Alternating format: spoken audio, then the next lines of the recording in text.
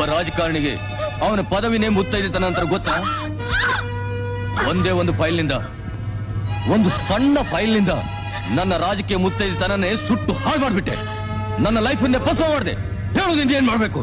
ನಾನೊಬ್ಬ ಉತ್ತಮ ರಾಜಕಾರಣಿ ಅಂತ ಹೊಗಳ್ತಿದ್ದ ಜನ ಉಗುಳು ಹಾಗೆ ಮಾಡಿದೆ. ಈ ನನ್ನ ಕ್ಷೇತ್ರ ಜನಗಳ ಮುಂದೆ ಸತ್ಯ ಏನು ಅಂತ ಹೇಳು.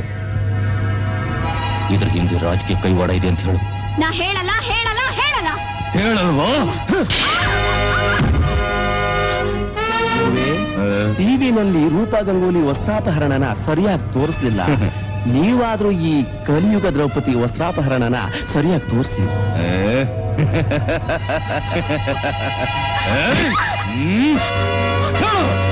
ನನ್ನ ಕ್ಷೇತ್ರ ಜನಗಳ ಮುಂದೆ ನಾನು ನಿರಪರಾಧಿಯತೆ ಹೇಳು. ಹೇಳು ಹೇಳು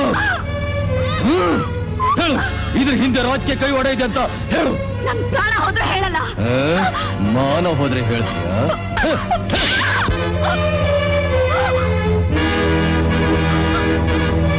ನನ್ನ ಮಂತ್ರಿ ಪದವಿನ ಹರಾಜಾಕಿರೋ ನಿನ್ನ ಈ ಜನಗಳ ಮುಂದೆ ಏನ್ ಮಾಡ್ತೀನಿ ಗೊತ್ತಾ ರಂಗ?